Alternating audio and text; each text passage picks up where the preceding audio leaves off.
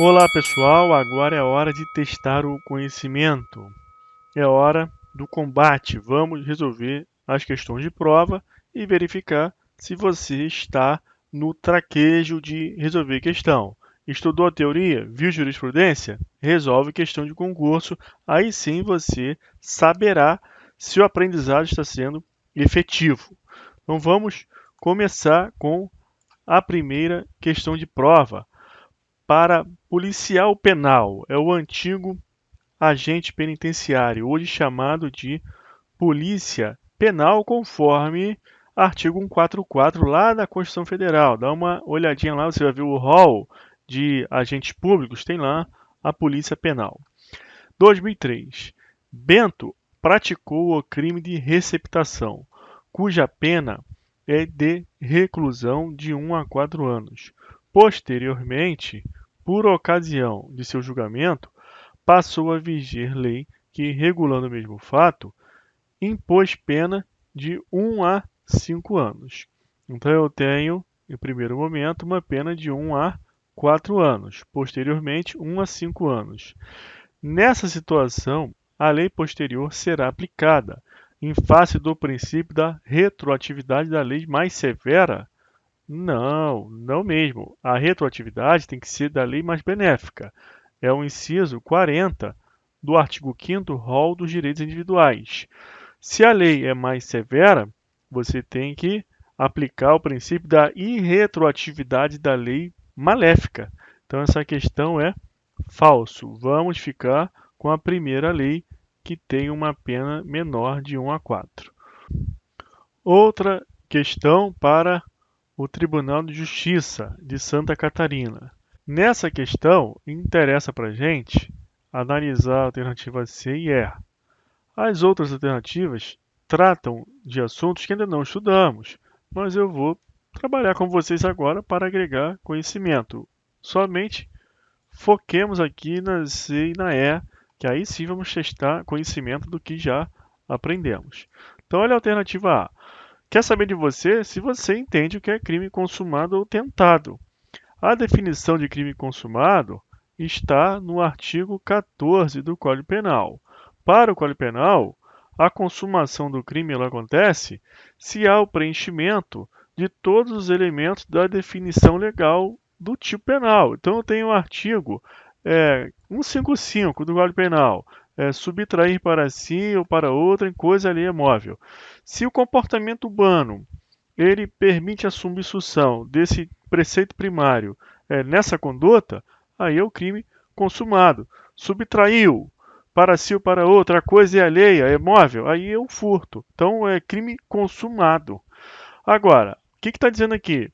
Considera-se consumado o crime no momento do resultado da ação ou omissão. Nessa alternativa A, o examinador quer te confundir. Ele está misturando o conceito de crime consumado, que está no artigo 14, com tempo do crime e lugar do crime. Eu preciso saber, para efeitos penais, quando que uma ação ou omissão, uma conduta típica foi praticada. É para saber qual a legislação aplicar e para diversos outros efeitos. Por exemplo, tem situação em que é uma conduta típica e o agente ele é menor de idade. Então, naquele momento da ação ou omissão, é inimputável. Aí passou 2 dias, está em fuga, quando foi pego é maior de idade, mas o que importa é o momento da ação ou omissão. Então, é inimputável. Em crimes permanentes, também há a participação de menor de idade. Então, tem lá no tráfico, no verbo lá ter em depósito, no sequestro. Então, tem um menor lá. Como é crime permanente, a todo instante está sendo reiterada a prática delituosa. Então, você tem o tempo do crime. Qual é o tempo do crime? É no momento da ação ou omissão, independente do momento do resultado. Então, nos crimes que deixam o resultado, não importa o momento do resultado. O crime ocorre no momento da ação ou omissão. Então, o tempo do crime é importante para diversos efeitos penais. Agora, o lugar do crime. Isso também tem relevância para o direito penal. Tempo do crime, você vai verificar no artigo 4º do Código Penal. e o lugar do crime no artigo 6º. Então está lá no artigo 6º do Código Penal. Considera-se praticado o crime tanto no lugar da ação ou omissão como naquele onde se produz o resultado. Você trabalha esse lugar do crime no Código Penal como teoria da ubiquidade para fins, inclusive, com maior relevância, da competência internacional penal, para se verificar aquelas hipóteses de crimes que se iniciam em outro país e o resultado ocorre aqui no Brasil, ou crimes que têm a ação e omissão praticada aqui no país e o resultado acontece fora do país. Portanto, pessoal, não se atenha muito a isso agora. Eu estou falando em linhas gerais. Fique tranquilo, tem muita coisa para falar sobre o tempo do crime e o lugar do crime. Eu só quero te mostrar que essa alternativa A, ela é falsa, porque está misturando uma ideia que é do artigo 14 sobre o que é o crime consumado. Crime consumado é aquele em que todos os elementos do tipo penal eles foram atingidos, foram praticados. E aí eu dei exemplo do 155. Não tem nada a ver com o tempo do crime, porque quando eu verifico essa palavra aqui, é o momento, isso aqui eu estou me referindo ao tempo do crime, é o momento, é o tempo. Isso também é uma dica para você diferenciar quando o examinador quer saber de você tempo do crime e lugar do crime, artigo 4º ou 6º. O quarto fala de tempo, então o momento não é uma questão temporal, o momento, então não é o lugar. Para o tempo do crime, o que importa é o momento da ação ou omissão, independente do resultado. Para o lugar do crime, é os dois, é tanto o local do resultado quanto o lugar da ação ou omissão, porque eu tenho essa questão da competência internacional penal. Então fica tranquilo que lá na frente veremos isso de novo em detalhes. Alternativa B. A pena cumprida no estrangeiro não atenua a imposta no Brasil pelo mesmo crime quando diversas. Está errado. Isso implicaria violação ao ne bis in idem. A pessoa ser penalizada duas vezes pelo mesmo fato. Cumprir uma pena no estrangeiro, aí no Brasil também vai cumprir pena. Ah, mas aqui as penas são diversas.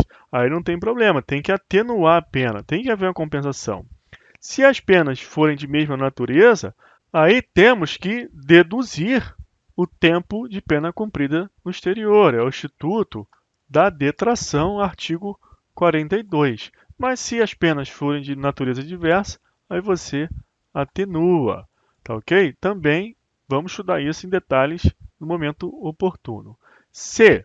A lei posterior que deixa de considerar certo fato como crime faz cessar os efeitos penais da sentença condenatória.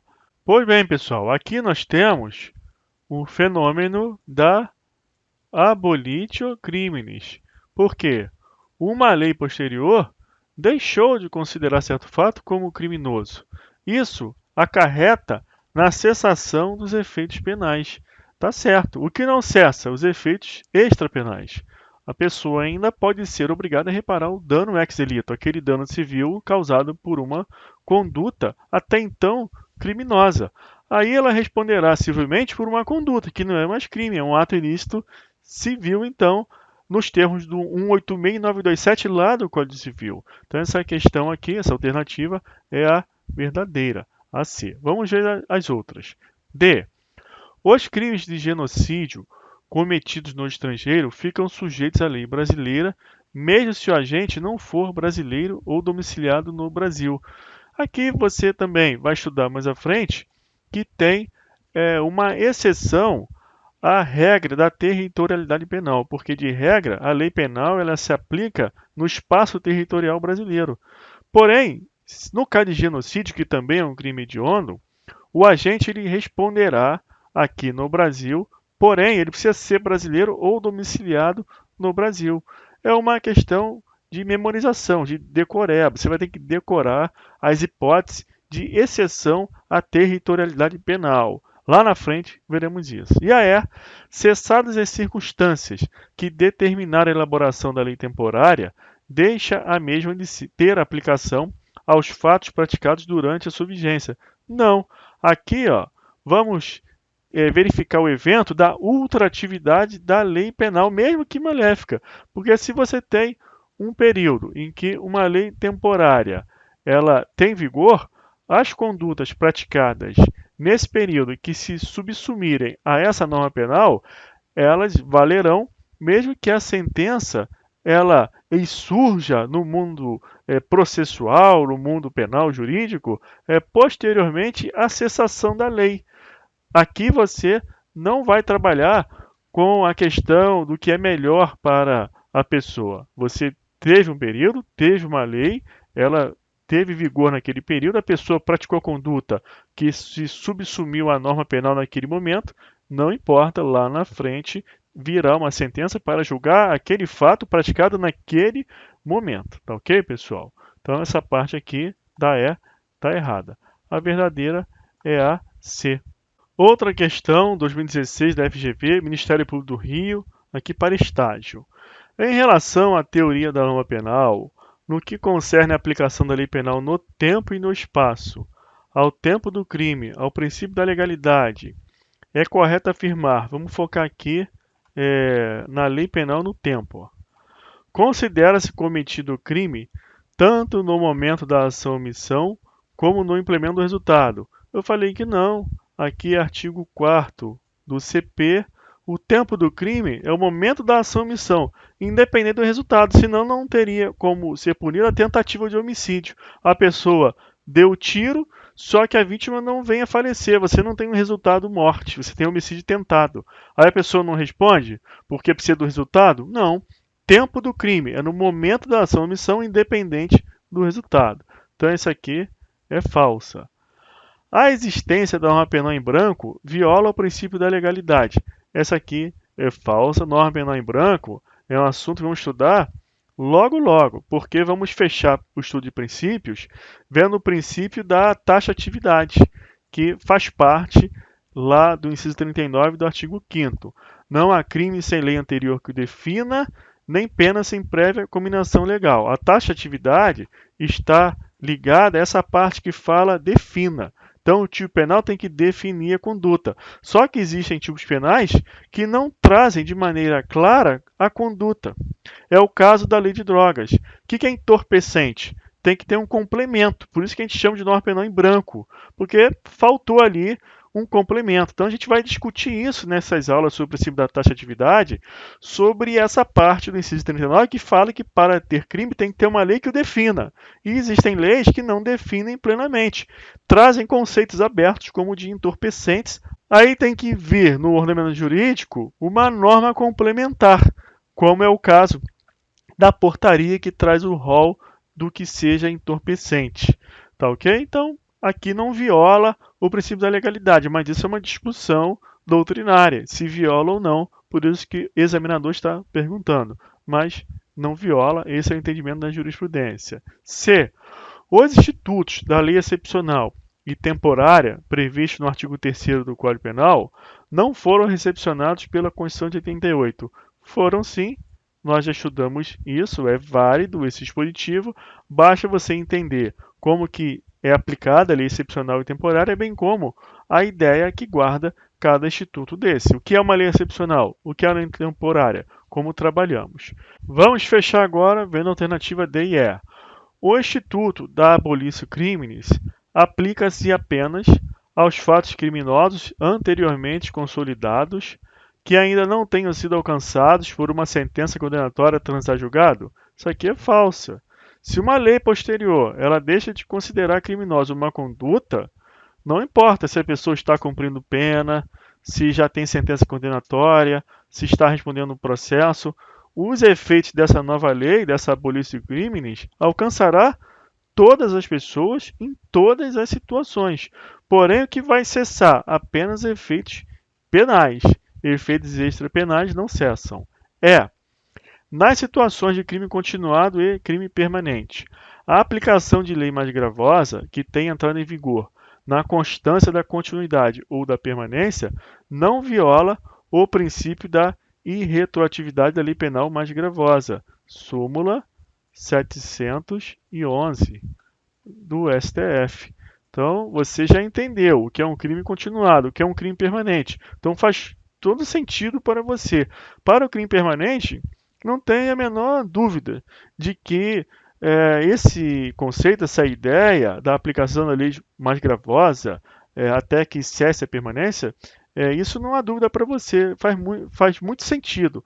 No crime continuado, que é uma ficção, você pode vir a questionar. Você só não vai questionar porque a súmula 711 diz que tem que ser assim e você já verificou o artigo 71 do Código Penal e você já entendeu como funciona. Mas para o crime continuado, pode haver discussão, mas para uma prova oral, para uma dissertação de mestrado, uma tese de doutorado, mas para a sua prova não. Você sabe que é isso que você tem que marcar de acordo com a súmula 711 do STF que você entendeu. Então a letra E é verdadeira. Então, pessoal, vamos dar uma parada por aqui. Na próxima aula, vamos resolver mais questões de prova sobre o assunto que estamos enfrentando. Até lá, um abraço. Se gostou, curte, compartilha e comenta. Vamos em frente. Te aguardo na próxima aula. Um abraço.